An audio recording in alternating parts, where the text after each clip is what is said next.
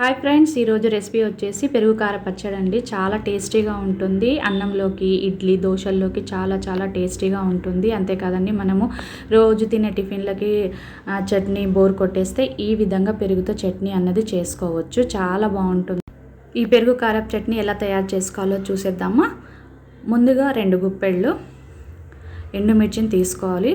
1 cup పెరుగుని తీసుకోవాలి. ఈ విధంగా తొడిమెలు తీసేసుకొని చిన్న పీసెస్గా కట్ చేసుకోవాలి. ఇలా కట్ చేసుకున్న తర్వాత ఒక బౌల్ తీసుకొని అందులో 1 కప్పు పెరుగు, 1/2 కప్పు వాటర్ని పోసుకోవాలి. ఈ విధంగా ఒకసారి కలిపేసుకొని కొంచెం రుచికి సరిపడినంత సాల్ట్ని వేసుకోవాలి.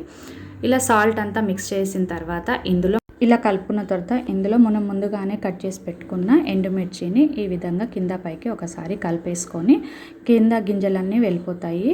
గింజలతో సహా వేస్తే ఏంటంటే కారం అన్నది ఎక్కువ అవుతుంది ఈ పచ్చడి. సో మనము ఈ గింజలు తీసేసి ఉట్టిగా ఎండుమిర్చినే వేసుకోవాలి. ఇలా వేసుకున్న తర్వాత అంతా ఒకసారి కలిసే రీతిగా ఒకసారి కలిపేసుకోవాలి. అలా కలిపేసుకున్న తర్వాత చూసారా, ఈ విధంగా అంతా పెరుగులో ఎండుమిర్చి అన్నది ఈ విధంగా మునిగేటట్లు మనము పెరుగు అన్నది పోసుకోవాలి. ఒక 1 అవర్ మూత పెట్టేసో పక్కన పెట్టేసుకోవాలి. చూసారా ఎంత చక్కగా నానిపోయాయో ఈ ఎండుమిర్చి అన్నది. ఇప్పుడు ఈ ఎండుమిర్చిని మనం ఒకసారి కలిసే రీతిగా ఒకసారి కలిపేసుకోవాలి. ఇలా కలుపుకున్న తర్వాత ఒక మిక్సీ జార తీసుకొని ఆ మిక్సీ జారలో ఒక జల్లిగంట తీసుకొని మిక్సీ జార్లో ఎండుమిర్చి అన్నవి వేసేసుకోవాలి. అంతా పెరుగు అన్నది ఎక్కువ వేయకూడదు.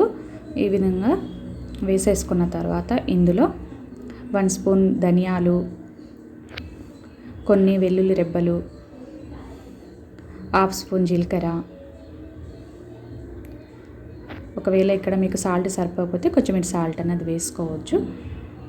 పెరుగుని ఒక 4 స్పూన్, ఇలా 4 స్పూన్లు పెరుగు వేసేసుకొని మిక్సీ పట్టేసుకోవాలి. ఇలా మిక్సీ పట్టేసుకున్న తర్వాత ఈ విధంగా పేస్ట్ అన్నది రెడీ అయిపోయింది.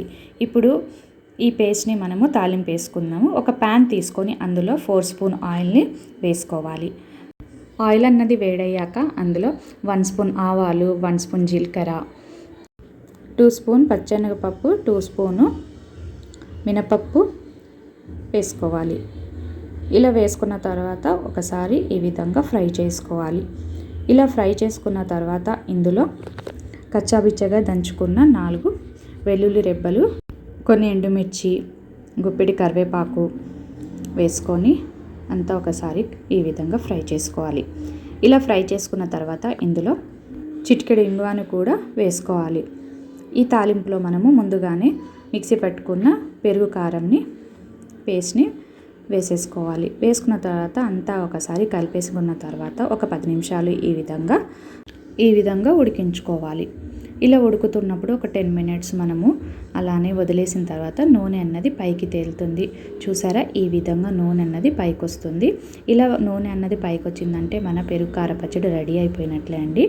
అంతా ఒకసారి కలిపేసుకొని ఒక 2 మినిట్స్ ఉడికించుకోవాలి. ఇలా ఉడికించుకున్న తర్వాత మన పెరుగు కార పచ్చడి రెడీ అయిపోయింది. అలానే అన్నంలోకి, టిఫిన్స్లోకి, దోశ, ఇడ్లీలోకి చాలా టేస్టీగా ఉంటుంది. నేనైతే ఇంట్లో ఇడ్లీ, దోశ చేసినప్పుడు మాత్రం నేను ఈ చట్నీనే ప్రిపేర్ చేసుకుంటాను. మీ అందరికీ కూడా నచ్చుతుంది అన్న ఉద్దేశంతో ఈ వీడియో అన్నది చేశాను. నా వీడియో కనుక నచ్చితే లైక్ చేయండి, షేర్ చేయండి. నా ఛానల్ని ఫస్ట్ టైం చూసిన please subscribe. Thank you for watching.